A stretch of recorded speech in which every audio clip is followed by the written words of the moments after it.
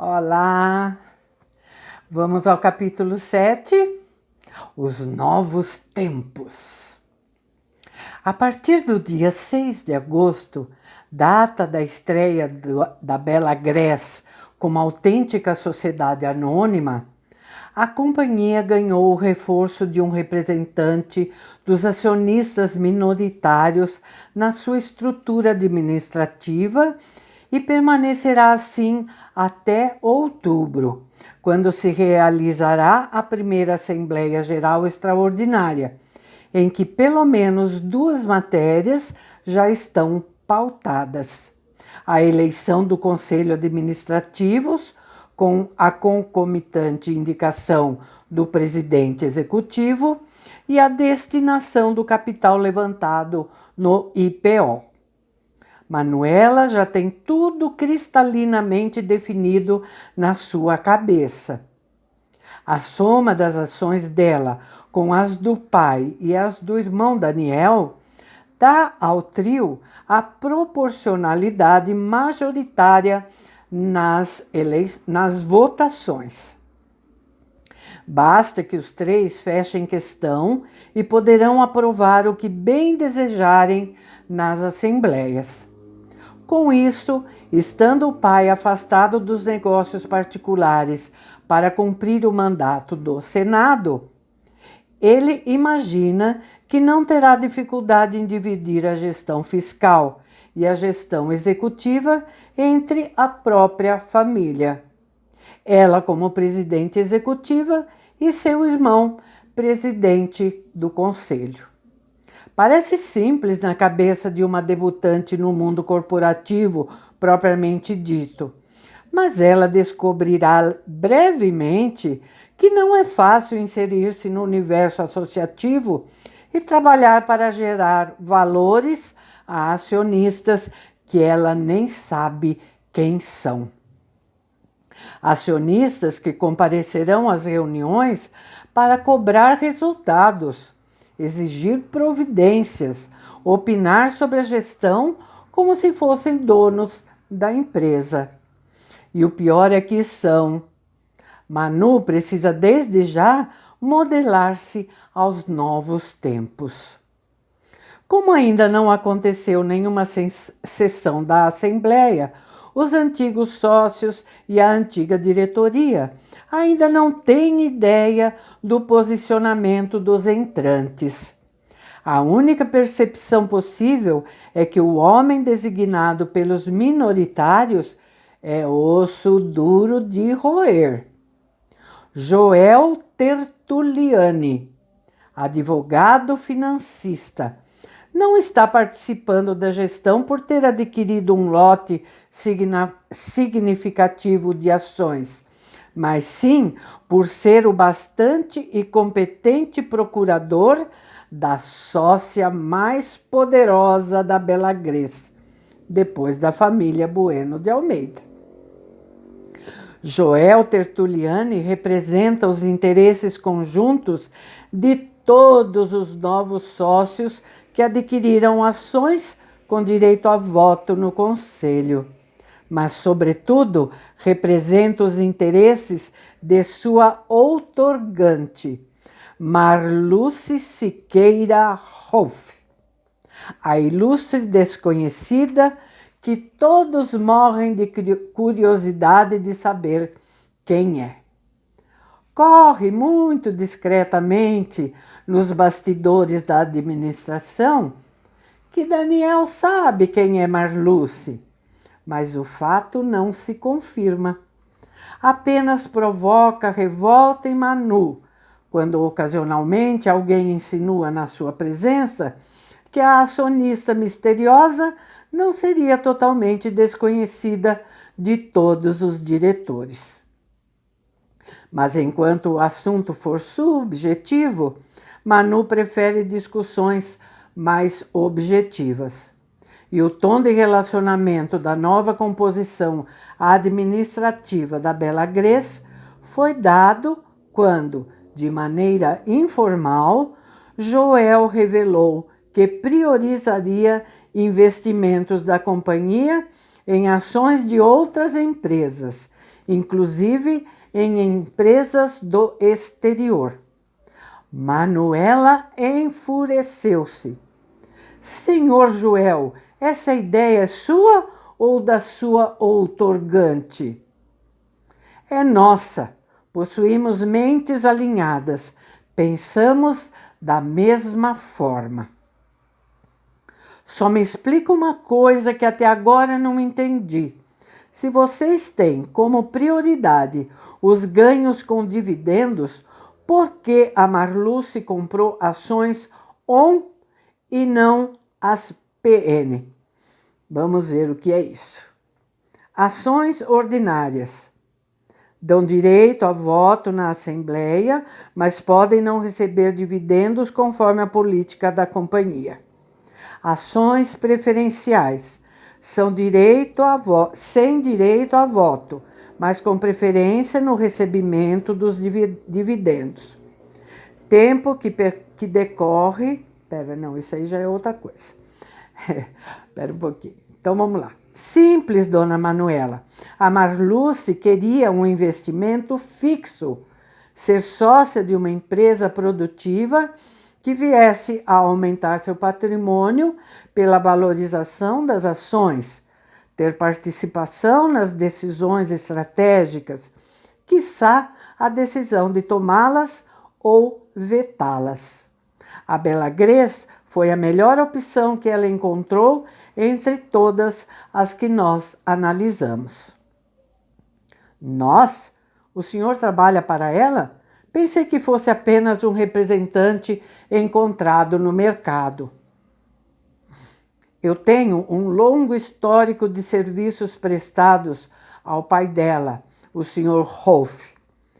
E nossa estratégia sempre foi a de manter um investimento fixo para receber dinheiro suficiente para os investimentos transitórios. Senhor Joel, o senhor faça o que quiser com os dividendos que receber dessa companhia. Compre ações especulativas, invista fora do Brasil, mas o dinheiro da Bela Grés será usado prioritariamente para a expansão industrial na construção ou aquisição de plantas industriais.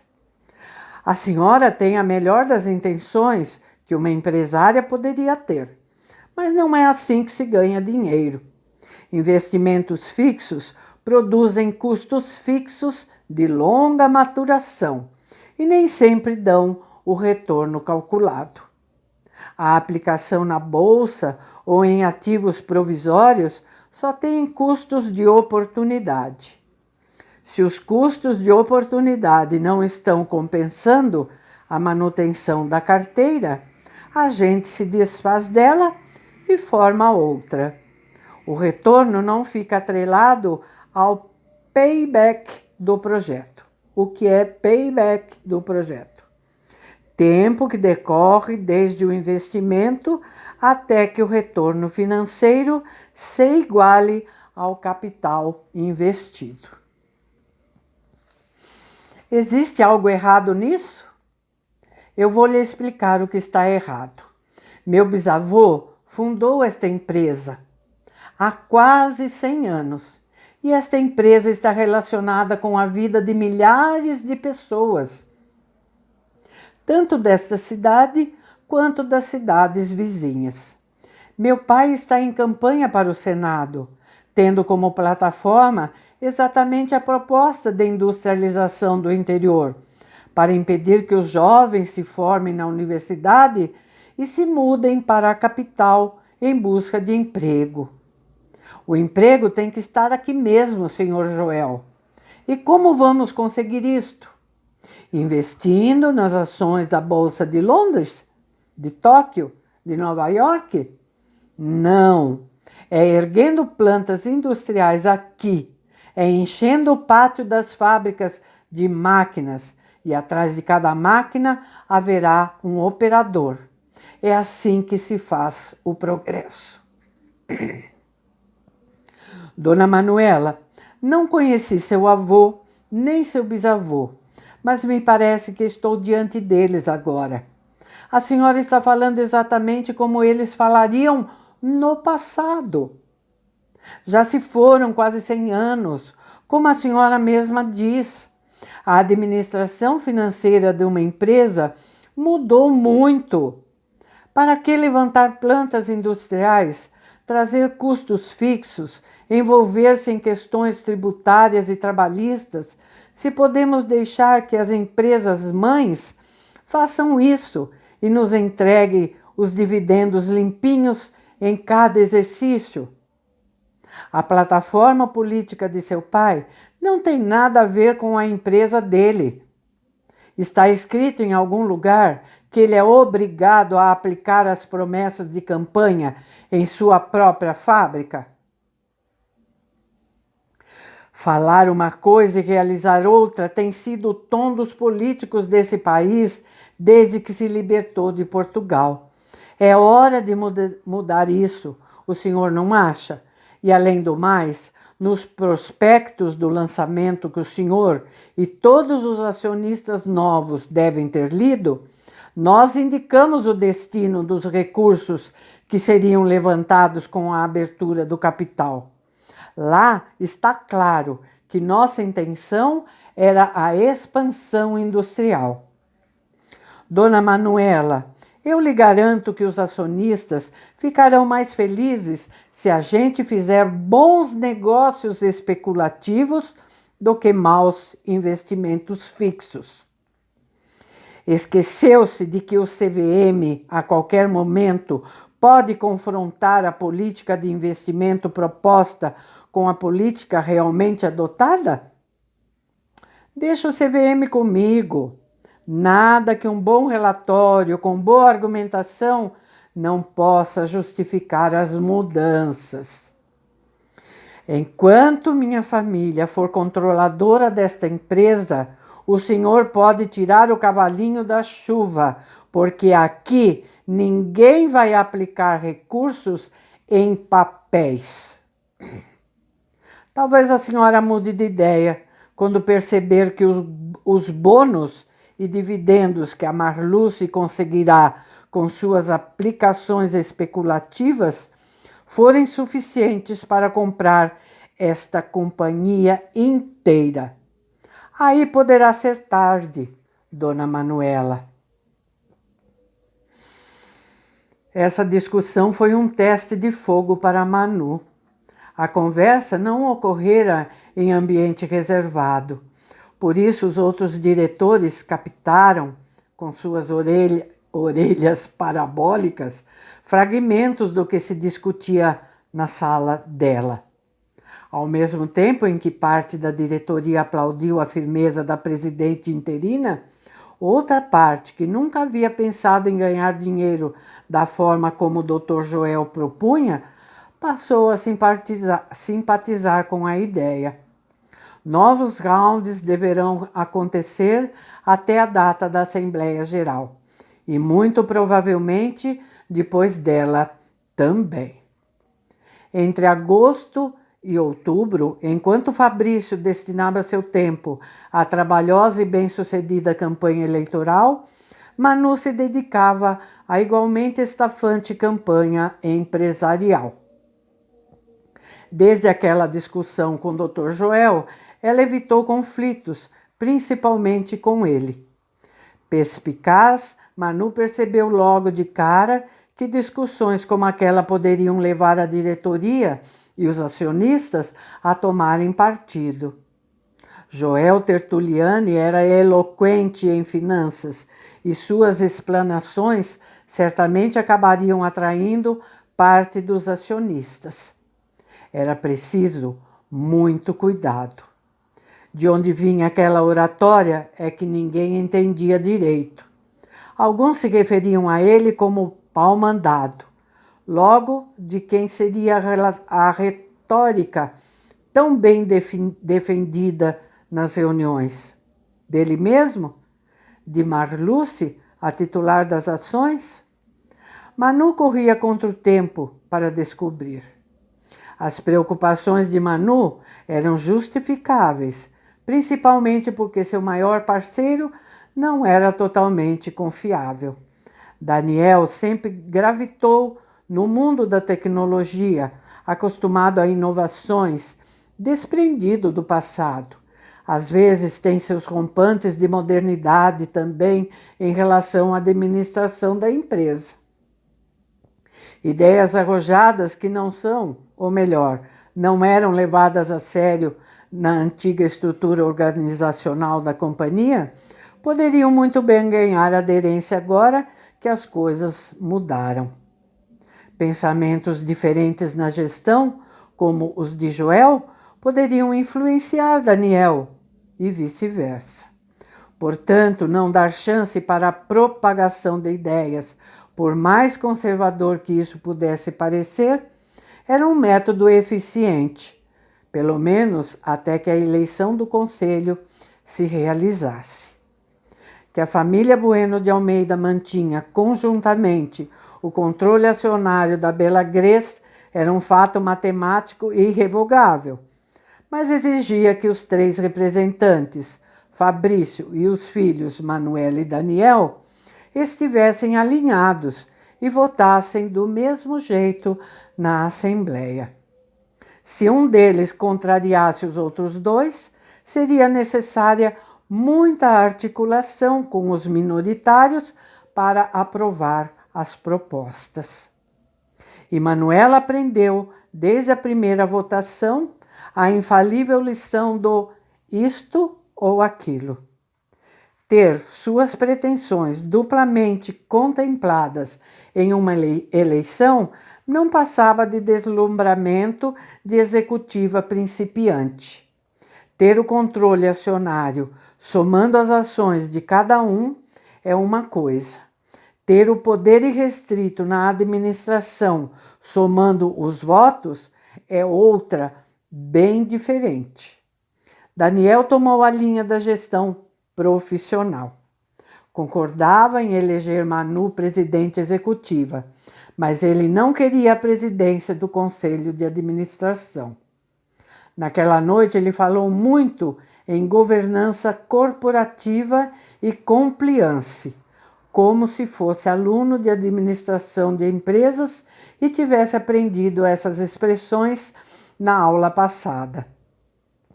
Já que a companhia tinha aberto à sociedade, que fosse uma sociedade anônima de fato e não de fachada, com a própria família ao mesmo tempo executando e controlando eternamente os projetos e as contas.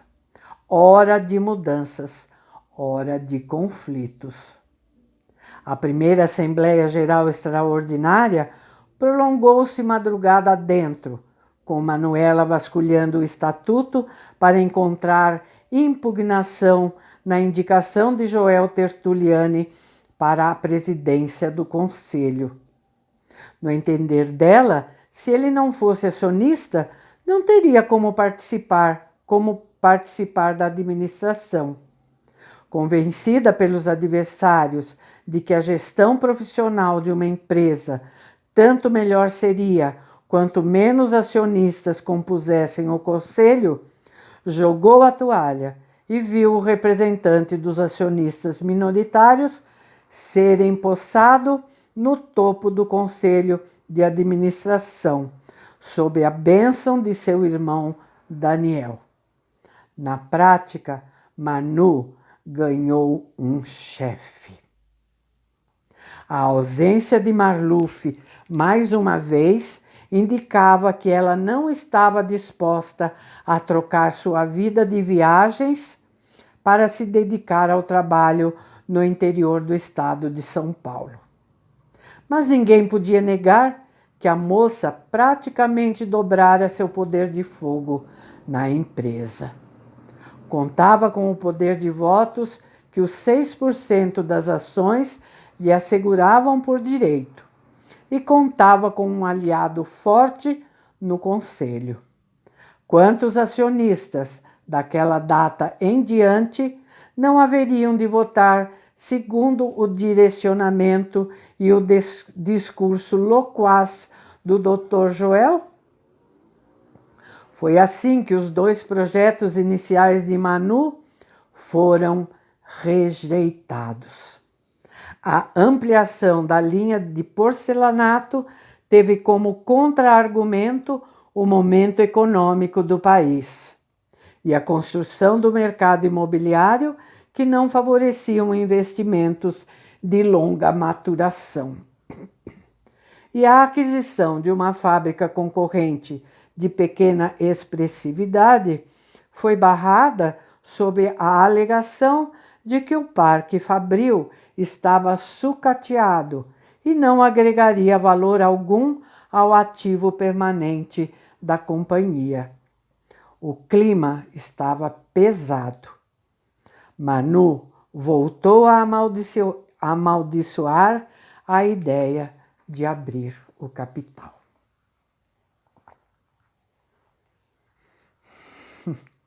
Que situação, não é?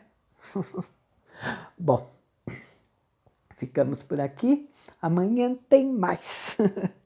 Tchau!